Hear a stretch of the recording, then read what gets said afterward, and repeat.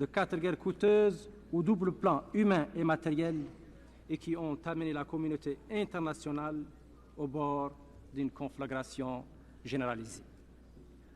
Les résultats de cette chasse à l'homme sans précédent, de cette volonté démentielle d'exterminer tout un peuple, sont l'annexion et l'occupation par la force, au mépris des décisions réitérées de notre organisation, de vastes territoires des pays indépendants et souverains.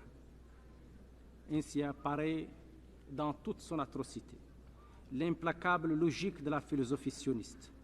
La destruction de l'ennemi palestinien était le but. Les pays arabes étant l'obstacle à cette fin, leur destruction devient une nécessité évidente. Monsieur le Président, malgré l'occupation des territoires arabes, malgré les hécatombes de martyrs palestiniens brûlés par la napalm, l'objet de la vindicte sioniste est plus que jamais réel et plus que jamais vivant.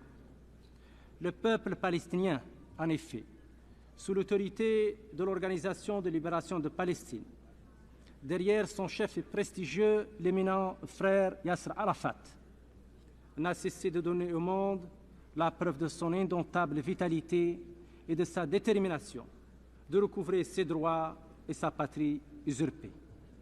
Cette preuve, il vient de nous l'administrer de façon éclatante par la voix du glorieux chef qu'il s'est choisi, dont la contribution au débat de notre Assemblée a été sans conteste d'une importance capitale.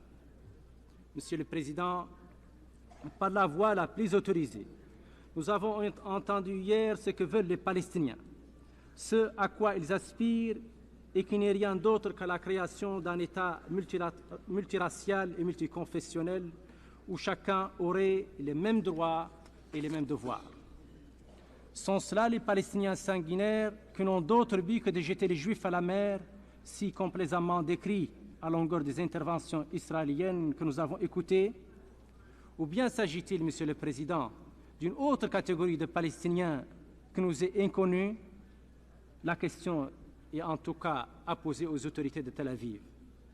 Le fait est que, Monsieur le Président, le temps où les mensonges et les contre-vérités arrivaient à semer la confusion au sein de cette Assemblée est désormais révolue.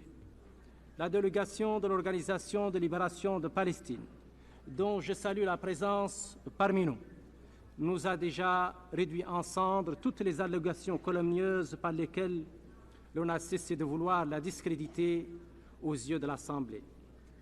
Nous procéderions ensuite à un vote.